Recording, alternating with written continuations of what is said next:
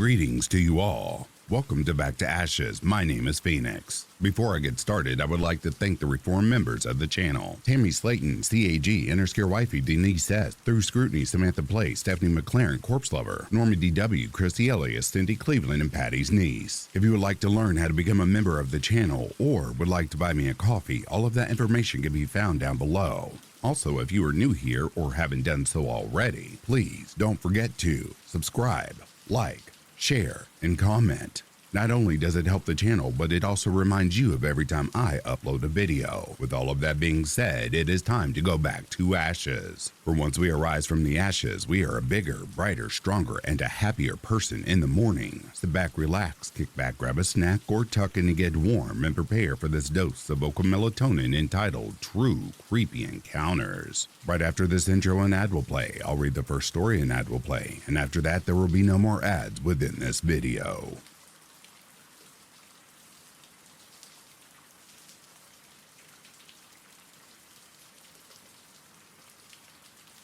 This isn't as creepy as some of the stories on here, but it freaked me out when it happened, so I thought I'd share it with you. One time, when I was about 14 or 15, I went to the library to pick up a book. I stopped to look at the author's name, and when I looked up from my phone, there was a random guy staring at me. I'm not good with ages, but I would say he was probably in his 50s or 60s. I remember he was holding an umbrella, which I thought was weird because it wasn't raining. I asked him if I could help him with something, and he just kept staring at me silently for like a solid 5 seconds before he walked past me and out the door. I was a little unnerved, but I didn't think much of it. I went further in to look for my book, and finally I found it in the back somewhere, a good distance from the entrance. I picked it up, but then I got this feeling I was being watched. I looked over, and the same guy was half standing behind the stacks, clutching his umbrella, looking at me with one bloodshot eye, breathing through his mouth. I can still see him so clearly in my head. Honestly, I nearly pissed myself. To make it perfectly clear how creepy this was, I wanted him to leave the library, like the door shut behind him leave. To get to where he was, he would have had to walk back in, all the way to the back of the library, around me, and then go behind the stacks. This all happened in pretty quick succession too, so he must have started following me as soon as I turned my back on him to have gotten there in that frame of time. Ever since then, I haven't seen him around. It still gives me the creeps just thinking about it to this day.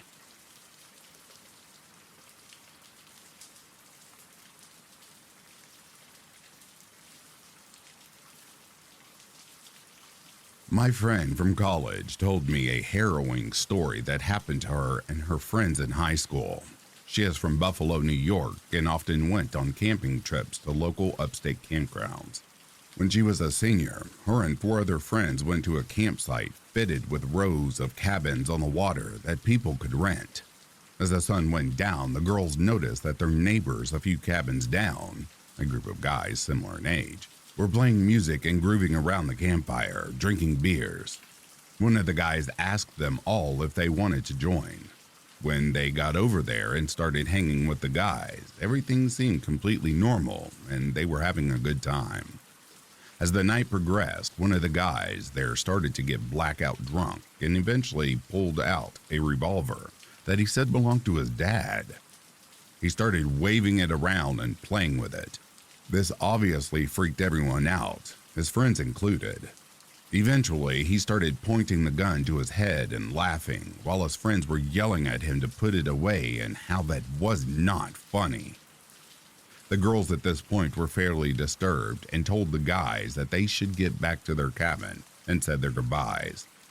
When they got back to their cabin, they all talked about how freaky that was and experienced concern for the drunk guy. Then they moved on to other topics of conversation and forgot about it for the time being. A few hours later, sometime in the middle of the night, they heard a loud bang coming from the direction of their neighbor's cabin. Shortly after this, a brigade of cop cars showed up to the scene. One officer came to my friend's cabin and started asking them questions about the cabin they visited earlier that night. When my friend asked the officer what happened, he explained that the kid had shot himself in the head in front of his friends.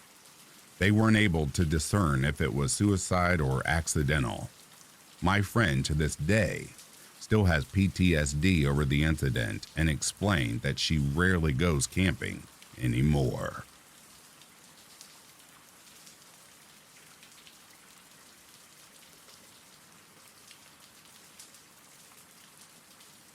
This has been ongoing, and I can't decide if I'm overreacting or not. I've worked my job for 6 years, very small manufacturing plant. All that time, we've had the same janitor come in the afternoons. When I first got hired, he'd come in my office to clean, and I always said hello and thanked him, but he never said a word back. I heard him speak to my boss as normal as anyone, once or twice, but never to me. That got really uncomfortable, so I stopped saying anything, and I started leaving my office when he'd arrive. Eventually, I didn't need to leave my office because he changed his routine and didn't mind when I was gone for the day. The past year, whenever I walk past him and get out of view, he lets out this cackle or makes a high-pitched "ooh" noise. It's weird, uncomfortable, and puts me on edge. Others have heard him do this and have pointed out he's only doing it when I go by. There are times I've avoided getting something I needed because he's cleaning in the space I need to get it from. Last week I was leaving work and my coworker caught him peeking around the corner of a narrow hallway near the exit. So she stopped and waited for me. As I approached where she was and happened to look down that hallway, he's standing still in the middle of it, in the dark, staring in our direction. I told my boss about the hallway and the other laughing incident. He said he'd run a background check just to see about him and to make sure I'm not the last to leave the building anymore. Not that I ever was. I told him I didn't feel threatened, but that these instances are odd and only happening to me, so it's not comfortable. I don't know. Am I overreacting? My gut says something is off.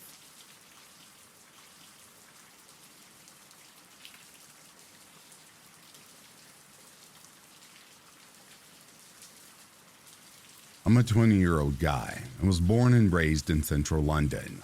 I am very familiar with the potential dangers in central London, and I am usually a very cautious person and tend to not find myself in sketchy situations. On this day, however, I know I have no one to blame but myself for having allowed myself and the love of my life to be in a scenario of potential danger. Having grown up in central London, you quickly learned which areas to avoid, as you do in every big city. And being as cautious as I usually am, I knew better than to have been where I was at that time of day. Me and my current girlfriend, Mia, had been hanging out earlier on in our relationship, and one thing we loved to do was to meet up after work, and seeing as it was summer, the sun would be out until quite late in the evening, so we would hang out in one of the central London's biggest park, Hyde Park. We would usually stay in the more populated areas of the park, and we would sometimes have a drink while we enjoyed the sunset together, sitting on the grass or by the lake. On this evening, we were doing exactly that, just sitting on the grass, and we had a small bottle of vodka that we were sharing between us. We felt like having a drink, seeing as we had a stressful week at work and was just chilling. For some reason though, this evening had a strange vibe to it. I remember me and my girlfriend talking about her grandmother, who she told me believed in tarot card readings and had done a reading for her before she left her country to move to London. And during the reading, her grandmother had told her something along the lines of, "In London, you will find happiness, and it's somewhere you need to be. But also something really bad will happen to you while you're there." And for some reason, this put me on edge, seeing as we were in early stages of our relationship. And not to say I generally believe in any of those things, but I'm not necessarily a non-believer either. Anyway, the sun was starting to go down, and it got to a point where we were both sort of buzzed from the vodka. And at this point, I guess we were both feeling some sexual tension, and both of us kind of had the same look in our eyes, as if to say, let's find somewhere quiet where we can be alone. And this was when, in retrospect, the cautious side of me should have been the dominant force and told me to quit it. Wrong place, wrong time. But no, instead, both of us were thinking with our genitals. Now, I know parks at night in London are known to be not the safest places, with the odd crackhead here and there, and usually sketchy shit goes down in the middle of the night. Anything from addicts to sexual assaultists, so I had never really hung out in parks until late at night. As we both decided to look for somewhere quieter, we walked deeper into Hyde Park, towards a more sort of forested area with a huge mansion-style building and a dimly lit path for cyclists and pedestrians. There were a bunch of trees over to the side in pitch darkness where we thought, okay, this looks fine. There's a big building about 100 meters from here and a fairly lit path, albeit no one to be seen. So it seems secluded enough for us to possibly hook up in peace, but not so secluded that anything sketchy will go down. Well, I was wrong. As we stepped off the path into the trees, we walked deeper into the trees and Mia pulled on my arm. Babe, I just saw something moving over there. As she pointed in some trees and bushes about 20 meters away. I think I saw someone walking just over there. That is when I, being as cautious as I usually am, should have said nope and made a U-turn and left. But no, I told her to wait there. Got my flashlight from my phone out and walked over to where she said she had seen the person. I looked around and didn't see anyone or anything, so I walked back over to her and we agreed it was probably shadows from the trees, probably playing tricks on our imagination. After checking a couple of the trees with low-hanging branches, we found one we thought we'd sit under. And as the branches were hanging really low down right to the ground, it created a sort of perimeter around us where anyone walking down the lit path would be unable to see us. We would see out of the foliage and branches, however, and could see lights from the main road, faintly from the opposite side of the park. We were really deep into the park on the less populated side. All in all, once we have arrived, I'm pretty sure both she and I were no longer feeling as romantic as we were before, and felt more on edge than anything else. Sitting down against the tree trunk, with her on my lap, we were making out. I felt we were relaxed at this point, and the shadows she had seen just before were slowly slipping to the back of our minds. As we were making out, a strange feeling compelled me to open my eyes. And as I did, I noticed the silhouette of what in that split second my brain associated to be 2 thick tree branches from the low-hanging branches. But they caught my attention, and as my brain began to process what they were, and the longer I looked, I had processed that it was, in fact, a pair of legs. And as I followed those legs up, the silhouette of a hooded man, standing there, not moving a muscle. And even though it was a pitch-black silhouette, I was sure I could feel this man's gaze. I was 100% sure he was staring directly at us. My heart skipped a beat. Somehow I managed to keep just calm enough to whisper in Mia's ear, "Babe, there's someone standing right there watching us. Get up." I don't think she really understood me, but understood enough to turn around to see what I was talking about. At which point she screams, "Babe, there's someone there." The man does not move. He doesn't flinch. He doesn't react. And it's possibly the most frightening part of this encounter. Normally, when someone is up to no good, upon being caught, they would react in some way, whether they panic and run or whether it triggers them to act upon their intentions. But instead, nothing. He stood there still, staring at us. Didn't say a word. Just as she screamed, I told her to get up, and so I did. And I moved in front of her, almost waiting for some sort of reaction from this man, or expecting something else to jump out from somewhere. I'm waiting to see what his move is so I can react. I was split between confronting him, making a run for it, or waiting for him to make his move. In those 10 seconds of indecision, he slowly turns to his left and begins walking away, seemingly unbothered. And this was the moment I saw fit to get Mia and myself from out under that tree and onto the lit path. While doing so, not taking my eyes off of what I could still see of the man through the trees.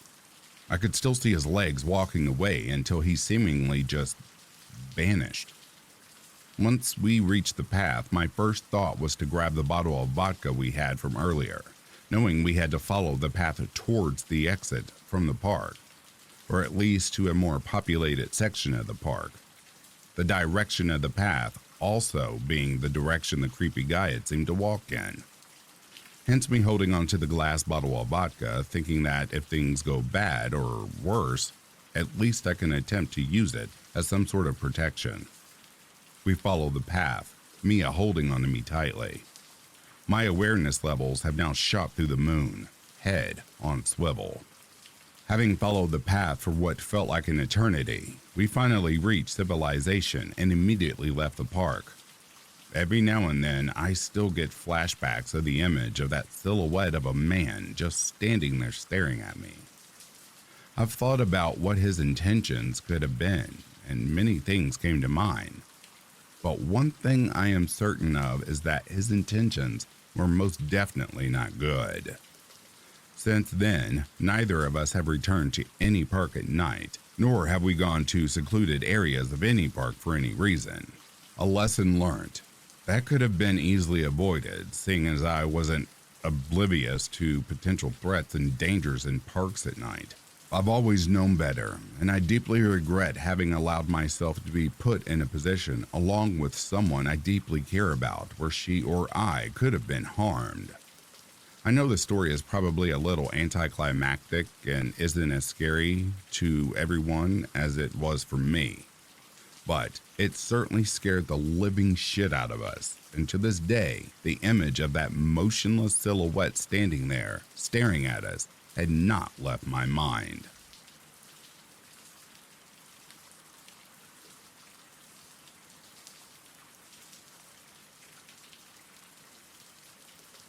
This occurred around 1999 or 2000. My best friend and I were avid outdoor adventurers and amateur pot growers. We would frequently find secluded places in the woods that allowed for ample light and shade for plants to grow, and that would not only let them be easily found. One particular day, we went to an annex of trails located near a New Jersey State Park trail system. The trails weren't in the park, but I had hiked them before and knew they weren't that frequented. We had gone out that day with our seeds partially sprouted in moist, wet towels. We parked the car at the trailhead and started hiking in. We covered a mile or so and then ventured off the trail and into the woods. We found a clearing, planted the seeds, and tied a few barely visible ribbons off to mark the way to the plant spots to check them in the future. My friend and I got back on the trail and started walking back to the car when my friend noticed a man in the other direction just staring at us. He was probably in his 30s or 40s, bald head, normal clothes. We didn't think anything of it for the most part, but we kept looking back as anyone would when someone is behind them in the woods. We saw that he was walking 60 plus or so feet behind us. It seemed weird, but it was probably more so due to us having anxiety than we planted seeds. We picked up the pace, but the man also seemed to pick up the pace as we weren't gaining any distance. At one point, we decided to just get off the trail and let him pass. We turned off the trail and walked into a thicket of sticker bushes, which I remember vividly getting shredded on. We got deeper into the woods and heard cursing. When we turned around, the man was coming through where we had entered. It was at that moment we actually became scared. Mind you, we were two young, strong 19-year-olds, but a man following you into the woods is freaking creepy. We made kind of a U maneuver to outflank him and came out of the woods a bit further down the trail. Once on the trail, we ran. As we were running, there was a fork in the trail and my friend went right and I went left. I realized my mistake as my buddy was going down the correct path and I wasn't. So I turned around and started running back towards the fork to follow my friend. As I was running towards the direction we came from to get to the fork, I could see the man running towards me down the trail. He was a distance away, but not far enough in my eyes. Survival mode kicked in and I ran as hard as I could. I caught up to my friend who was waking at this point. I screamed, "He's after us!" and we both booked it all the way to the car. We got in the car shaking and out of breath. We backed up and started to get out of the parking lot when the man appeared at the trailhead. He stopped there and just stared at us as we drove away. I always wonder what that was all about. Didn't he want to kill a couple of 19 years old? Was he also doing something illegal in those woods and wanted us gone? My buddy and I still laugh and talk about that day 22 years ago.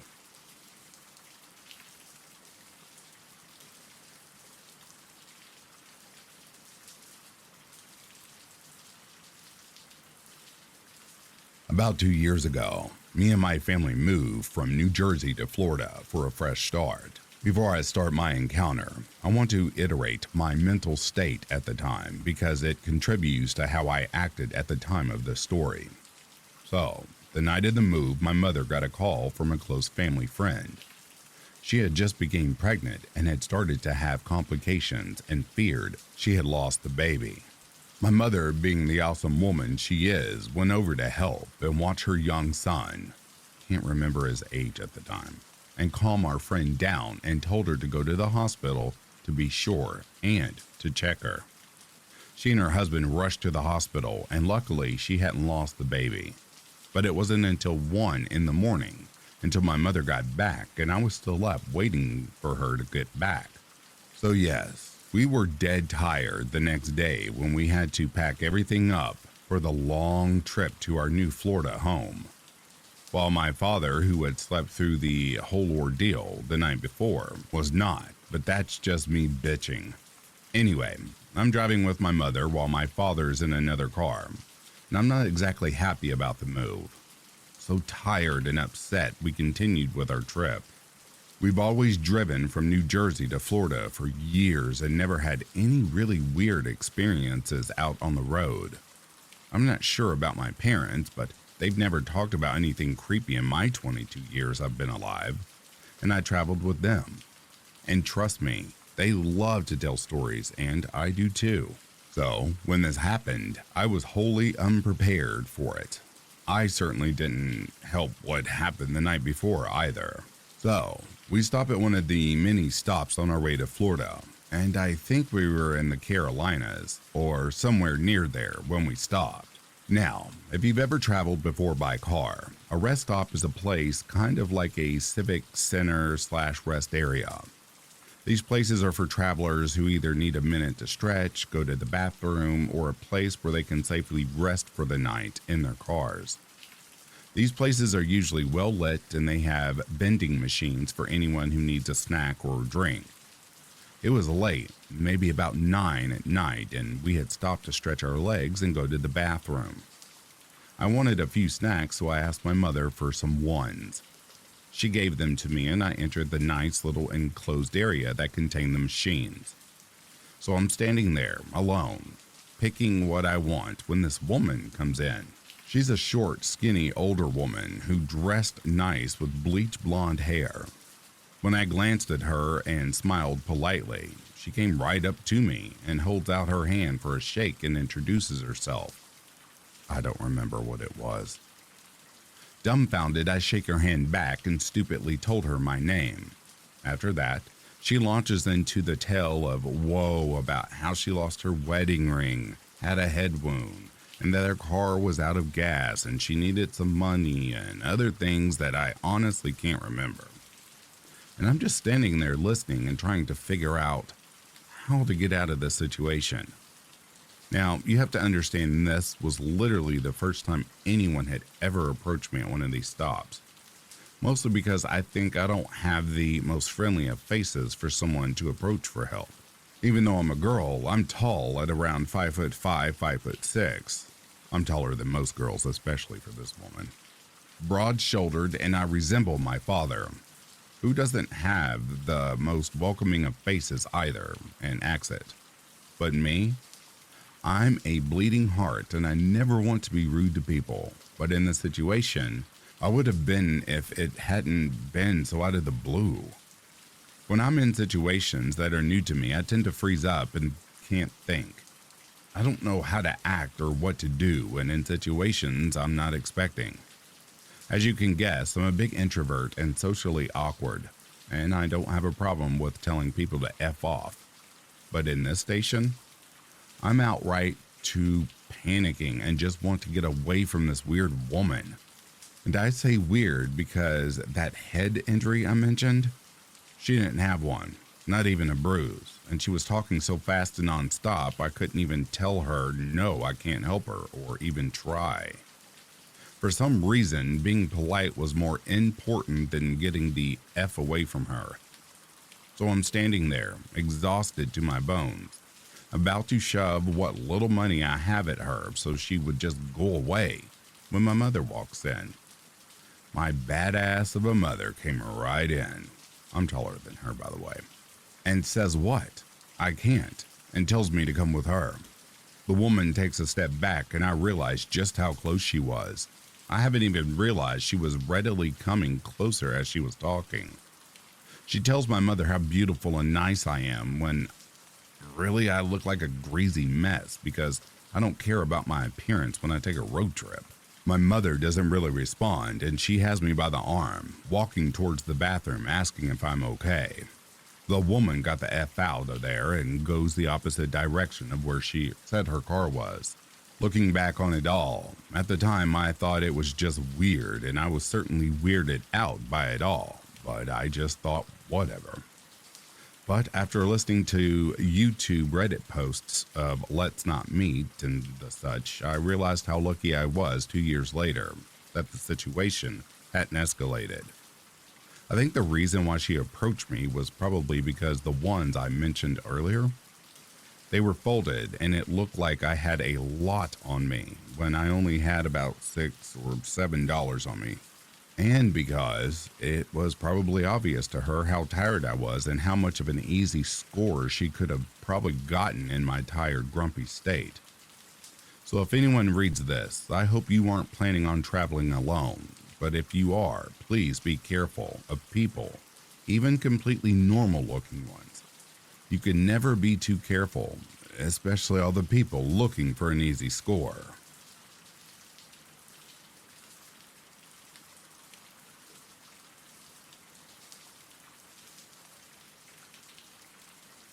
This was about 4 or 5-ish years ago. Back then, I lived with my mother in a shed on a farm, surrounded by woodland. Our farmland was part of a larger piece of farmland that was split up and sold off. So we did have neighbors, though they were roughly half a kilometer away each. We loved that because of the privacy. It wasn't like there was somebody nearby I couldn't go to if I needed help. That thought is what's had me fearlessly walking alone at night between the hours of 7 and 8 p.m., sometimes fluctuating from earlier to later depending on the day. Sometimes I even went out on a walk at 2 a.m. in the morning because I was restless and couldn't sleep. Looking back, this was incredibly stupid. And after this incident, I never walked after 6 p.m. ever again. Always making sure there was at least some sunlight left when I set out. The route I always took was a road circuit. The first part was out in the open in front of all the other farms, including my own. If anything had happened, at least one person would have noticed, and reception was pretty good, so I would have also been able to call someone. The second half, on the other hand, was concealed by about 200 meters of woods between the farms and the back road, stretching a full 2 kilometers at the back of the farm, and it was during that part of the walk when I had this creepy encounter. It was late at night. I can't remember what time exactly, but it was pitch black with the exception of my torchlight. I was about to approach the turn in the loop that would bring me out into the open again when I heard it. Help. It was this monotone voice that repeatedly asked for help. It didn't seem panicked in the least. I took my headphones out and turned my music off to make sure I was hearing correctly, but it didn't stop. Help. Help. A very stupid part of me almost responded, because for some reason my first incident was, oh no, someone's in trouble. Like a naive kid, even though I would have been like 16 or 17 at the time. Of course, then my brain kicked in and I realized that approaching that voice was about the stupidest thing I could do. So I started quietly backing away. Unfortunately, my cat had followed me on the walk and wasn't backing away with me. No, she was walking towards the voice, softly hissing. I remember desperately trying to get her to come back towards me without alerting the voice to my presence, just in case they hadn't noticed me yet. But I was getting scared and didn't want to stay there a moment longer more, so I ran forwards and grabbed her. Then turned around and bolted back towards my house. I don't know if it was stupid of me to turn my back to the voice as I was making so much noise while running, that there was no way they didn't know I was there, and I had no way of knowing if they were giving chase. I was so effing terrified that whole time. The image of someone cloaked in shadows chasing me entered my mind, and even though I couldn't hear anyone behind me, I never once slowed down until I was back safe and sound within my house. It doesn't end there though. Despite how terrifying it was, there was still a part of me that was concerned about whoever it was. Because what if they really had needed help? So I asked my mother to drive us to the location. Another very stupid decision, considering what we found. That being nothing. We called out and called out, but nobody answered. We didn't get out of our car though. Luckily, neither of us were that stupid. We drove home, having seen nothing and no one, but it still bothered me in the morning, so I had my mom drive us over again and we searched the immediate area. Nothing. No indication that anyone had been there. There was no body, which admittedly was a drastic thing to search for, but I know shock can leave you eerily calm, which could have explained the monotone voice and the lack of response afterwards. Made me fear that we'd been too late and we'd find a body in the morning. I don't know if I would have preferred this outcome, because at least then I would have had a face to the voice. But no, we found absolutely nothing, and to this day I have no idea who that voice belonged to and why they were monotonously calling out for help. My mind has naturally come to some chilling conclusions and theories that leave me unable to sleep. Sexual assaultist, kidnapper, serial killer, all the classic scary stories, but I guess I'll never really know for sure.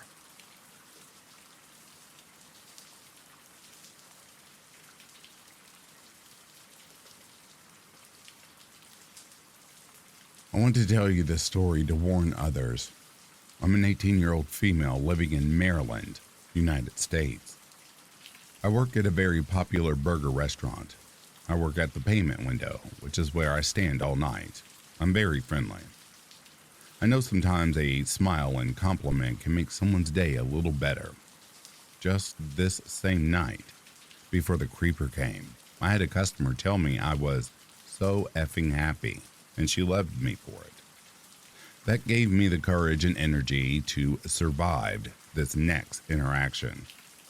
I'm used to the awkward comments and stares from old men.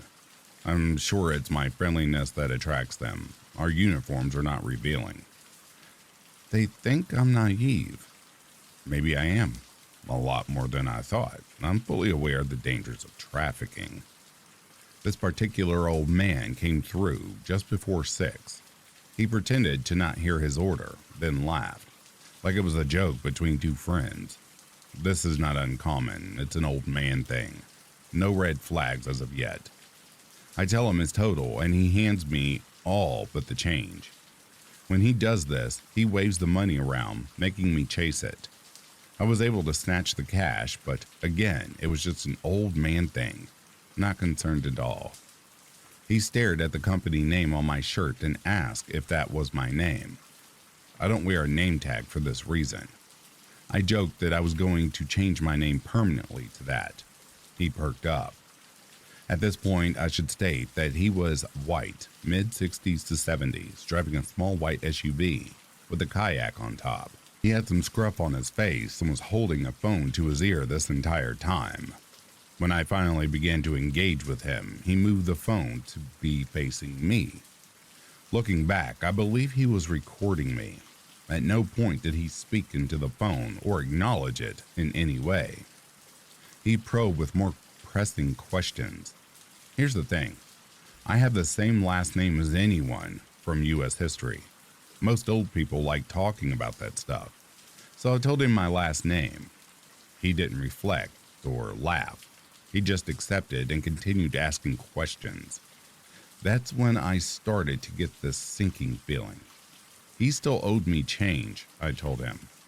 He grabbed another dollar and handed it to me, but he wouldn't let it go. He wanted to know my first name, and I dodged answering because I was getting creeped out. He wouldn't let go of the money and was practically drooling for more data about me. I gave him a name that I don't use, and he smiled, finally letting go. I got his change and told him to have a nice day. I then immediately left the window and told one of my coworkers about the weird experience. He returned just 2 hours later. I didn't recognize his car on the cameras until he got to my window. I hadn't thought about too much of our interaction and was busy texting my dad about whether or not a chicken sandwich was a burger. My stomach dropped when I saw his face. I have many regulars, all of whom I have been happy to see. I hope he doesn't become one. I'll call the police. He smiled and said, "Hey, the one with the last name." I half smiled back and wished for the days when we all wore masks. I tell him his total and he makes me chase the money again. For the entire time, he had his phone against his ear, facing me. He starts asking even more intimate questions about me. I lie or dodge them the best that I can, giving him 0 correct answers, wanting our interaction to be as short as possible.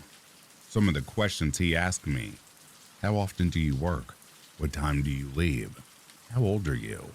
From that point on, I knew he wouldn't leave without a number, and I had a nasty feeling the younger would have been better.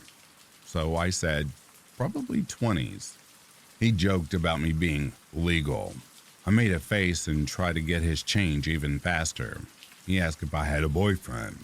I was getting more and more nervous, so my answers started getting more sarcastic. I told him boys were trouble. He specifically talked about himself and said he'd treat me right. I handed him his receipt and told him to have a good night. He threw his hands in the air and was saying, "Don't be like that. I'll treat you right." I shut my window and said bye. He made a bit of a fuss, but eventually drove forward. From his question about when I got off work, I believed he was watching the restaurant. I was shaking by this time and called my mom. She immediately drove up.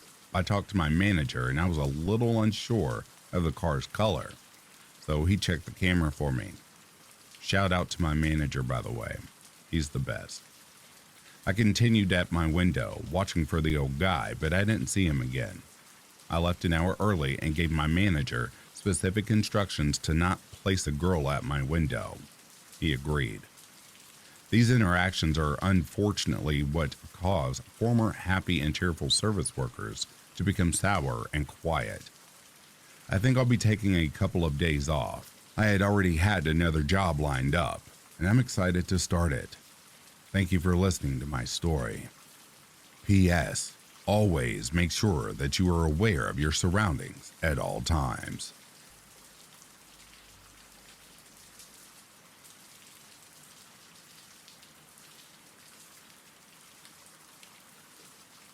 Okay, folks, so this happened when I was 14. I'm 29 as of the time I'm writing this. I remember this story from time to time, meaning like once or twice every few weeks. It still gets me in a weird mood for some reason. Anyways, I was walking with one of my friends in the city the other day. I tried holding her hand, but then she thought I just bumped into her and apologized, so I was able to recover smoothly. Then I saw a group of kids skateboard past us, and lo and behold, that was the thing that sparked this memory, so I figured I'd write it down. So I'm not going to use this kid's real name, so I'll just call him Benny. I come from a town where the people you went to school with in kindergarten were the same kid you graduated with. Benny moved to our school about halfway through the year. When new kids came to our school, everybody flocked to them. At 14, I was kind of a dork, but also kind of a douche, which makes me surprisingly likable to most people. Benny would always sit by himself during lunch. Something I found amusing about him was that he would get infuriated if people asked him if he skated. I took that as a challenge to try and piss him off, and it worked. The first time he and I had a class together, I remember the teacher asking him if he had his books yet. He responded with, "My wife never confirmed my school schedule with the front office." I remember everyone thought that was funny. You're 14 years old and you have a wife? He was clearly trying to get one over on the teacher. My friends and I were skating after school and we saw Benny. I remember talking to my friends about what he had said, and we all became oddly infatuated with this kid. It took some time, but after about a week of letting him hang out with us, he became one of the boys. One of my buddies asked him if we could go sleep at his house on Friday night under the guise that we took turns at staying at each other's houses to skate, play video games, and smoke the green stuff.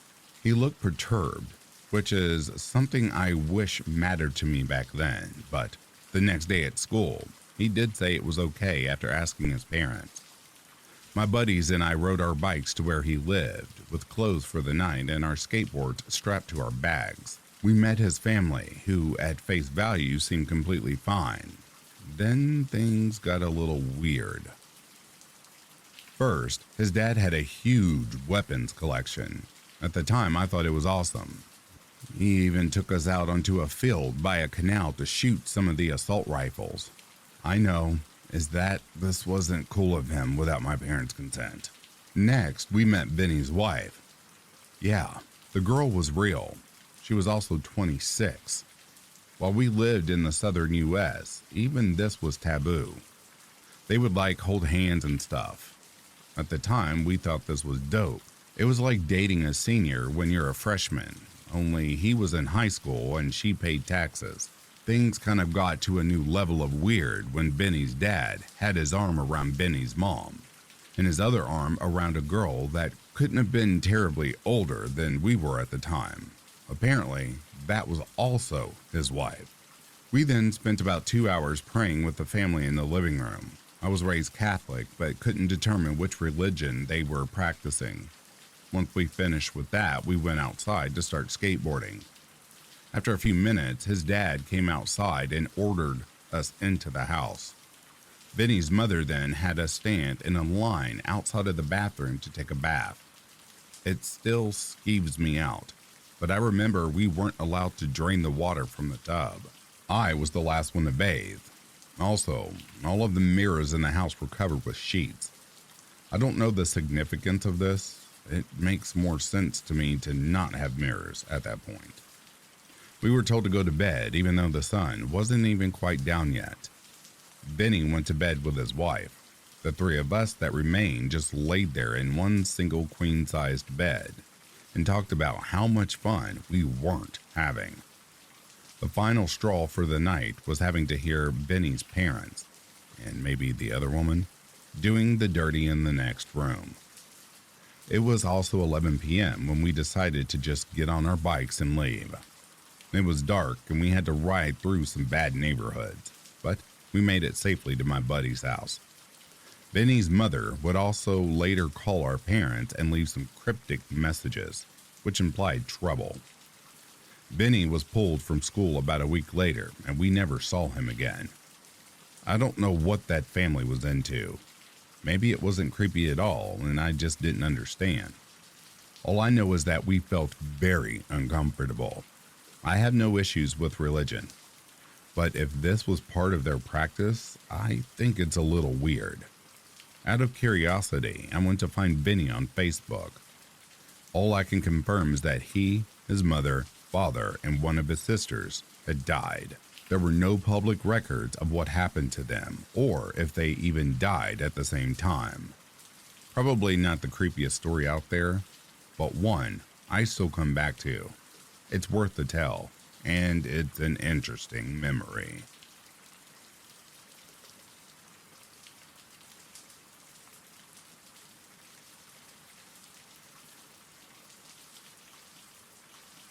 I'll preface this by saying we were 12 or 13 at the time. My friend and I often snuck out of each other's houses during sleepovers for late night walks. This was the basis of this terrifying encounter, and it stopped us from ever sneaking out after dark again. My friend lived opposite a huge forest, so her house was the preferred choice to sneak out of, for us to roam around at night, because the forest was more scary and thrilling. And we always took flashlights, food, and blankets so we could camp out for a couple of hours before going back home again. Well, on this fateful night, we inadvertently fell asleep instead of staying awake, so when my friend suddenly jolted me from sleep, it was past 3 a.m., a lot later than we usually snuck out. We grabbed our essentials and creeped out of the back door into the old, cold, dark night. Frost crunched underfoot as we crossed the deserted road, and as we reached the entrance to the forest, we noticed how pitch black and completely silent it was. Unnervingly so. We turned on our torches and stepped into the uneven path into the forest, the light illuminating the trees swaying in the icy wind. We stepped on fallen, sodden leaves and bark as we made an unsteady but familiar way into our favorite part of the forest, our cold breath the only noise to invade the deafening silence. We reached the small hut we constructed one afternoon, made entirely of sticks, purely for the purpose of having some shelter for our campouts. There were times that vandals or other kids damaged our hut, but for the most part it stayed intact. But on this occasion, it was completely destroyed, like a harbinger of worse to come. We were just deciding to just call it a night and come back later on that day to repair the hut when we heard it. This loud shrieking giggle that made the hair on the back of my neck stand up. My friend and I jumped up in shock and looked at each other like, what the hell? We were completely freaked out. The eerie and unnatural giggle rang out again, contradicting the silence and making my body break out in goosebumps. Someone is in here, my friend whispered to me, looking utterly terrified. We have to go now. Her voice of rationale made it even more scary and unnerving to me that someone was in the forest with us at 3 o'clock in the morning. We just looked at each other in assent and took off running in unison, our footsteps navigating the path as naturally as we could for muscle memory. Our uneven gasps of air punctuated the giggling that seemed to be following us, getting closer and closer. Our torches' light went up and down with our fast movements, illuminating random patches of the trees and bushes as we finally saw a small sliver of light as we came to the forest entrance. Running out of the forest, we didn't stop until we reached the back door of my friend's house and almost collapsed in a breathless heap of relief to be safe. Then my friend's eyes went wide and she nudged me, pointing a shaky finger to across the road. A haggard woman of intermediate age, was standing at the forest entrance giggling that awful, horrifying giggle and was waving over at us. We screamed and ran inside and looked out of my friend's bedroom window through the smallest gap in the curtain and could still see the woman standing there. Worse yet, she was staring right at us as if she knew we were there. We could tell she was still giggling that hideous, appalling laugh. She turned very slowly and walked back into the forest again. We never went back to that forest, nor went out after dark ever again.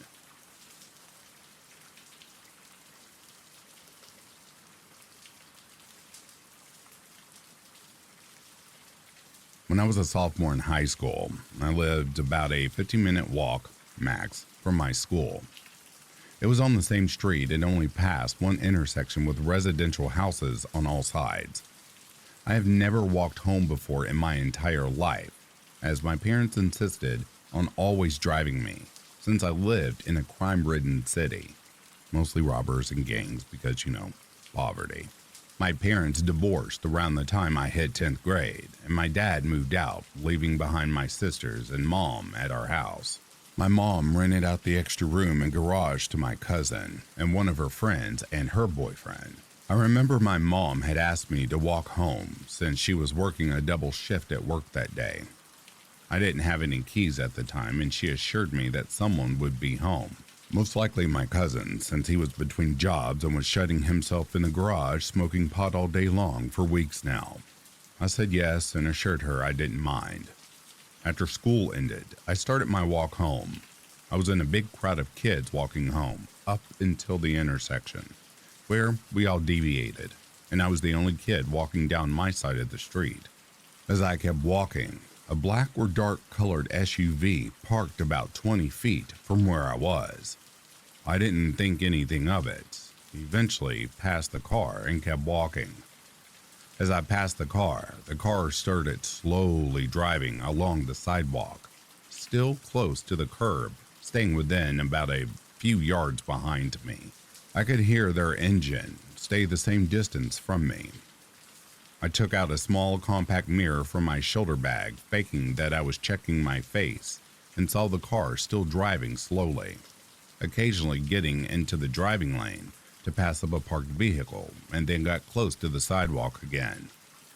The windows were a bit tinted and I couldn't see their face. I kept my same pace as to not raise any alarms, and I was getting within view of my home. I saw there was no parked cars in the driveway. My heart instantly dropped because I knew this meant no one was home, and I didn't have any keys to my house since I never walked home. As I walked towards the house, the car parked right in front of my house and didn't move. I checked my backyard fence and I was relieved to find it unlocked and went through. I booked it to an outside bathroom where I locked myself in. I called my boyfriend to come and get me and didn't move from that spot until he came. All in all, it took my boyfriend about 15 minutes to get there, and he said there was nobody there when he got there. I was afraid he was going to come back and break into the house or something, but I never saw him or that van again.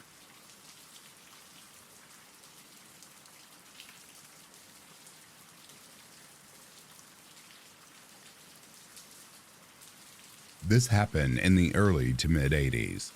I live in Kenner, Louisiana, and a friend and I would ride our bikes everywhere. No parents cared or knew where we went, as long as we were home by dark. Anyway, there was a large airport a few miles from my house, and we could ride our bikes along a levee and get really close to the back runway and sit and watch the airplanes land. It was really cool. There were train tracks that ran behind there too, that ran off into the swamp that we would play on. Put coins on the tracks and let them get smashed, and once or twice we jumped onto and off of moving trains. Anyway, an unsupervised kid's dream. So one day we were back there effing around and this guy shows up. Mid-30s, I guess. Really nice. No bad vibes that we saw anyway. He befriended us, would ask when we were coming back, and would meet up with us out there. He brought us cigarettes. Yep, we smoked at 12 years old. soft drinks, all kinds of stuff. Well, one day he offered us lunch, but we had to go back to his trailer. We were dumb kids, so we agreed and rode our bikes to his house. It was in the woods, no neighbors, and it was two of us, so what could happen, right? Anyway, we go in and he gives us a couple sandwiches and a Coke. I looked at the table and there's a Hustler magazine and a couple other hardcore porn mags and some gay magazines. He tells us to go ahead. He doesn't mind if we look at them, and we do. Shit, we were 12 and full of hormones. Well, he proceeds to tell us he's gay. I didn't know what gay was. It wasn't talked about, and I wasn't interested if it was. He went on to say that he wouldn't ask us to do anything we didn't want to do, but he would if we wanted to, and just really was acting like a salesman for being gay. I don't know any other way to explain it. My friend and I both got the same bad vibe and decided that it was time to go. He asked us when we would come back, and we made something up, and he said he would meet us then. I'm sure he was planning something. I don't know why he let us leave. He never touched us or tried anything, but this was the one and only time we went to his trailer, and the last time we went behind the airport. I'm sure if we would have went back, it would have been a different story though. I'm positive he was setting something up to do to us. It seems like there were a lot of predators in the 80s.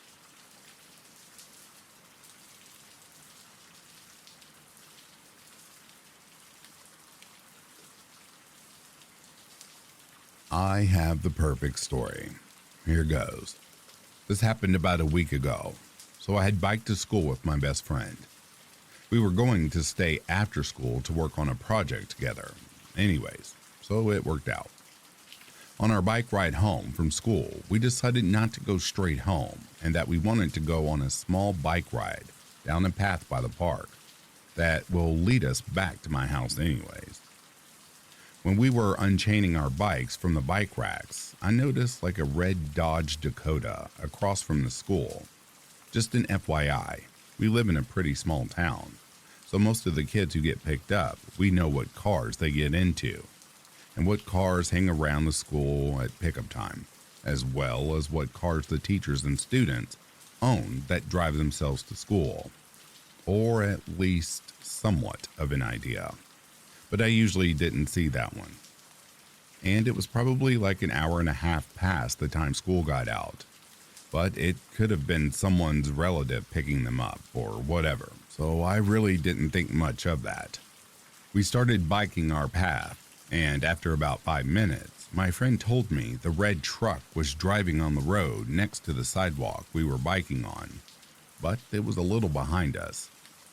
I told her that it's probably fine and just a coincidence, and that they probably were going home or live around here, so we kept going.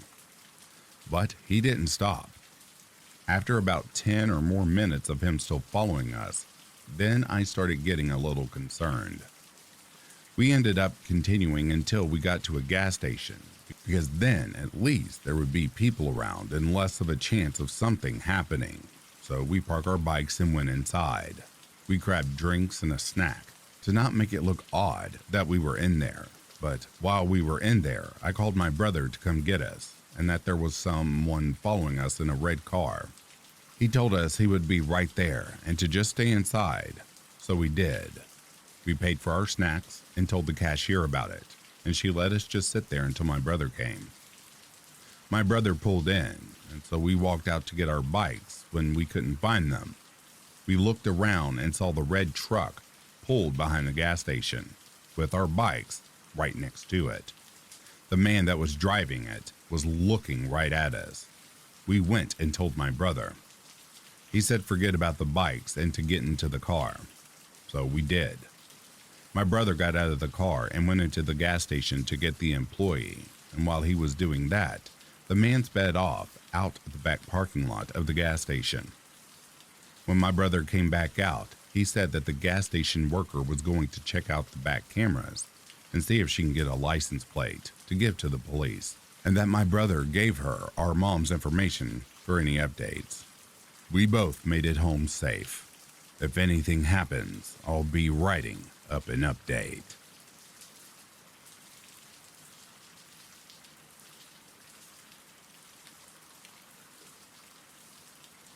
And that, dear listeners, brings a close to these true creepy encounters.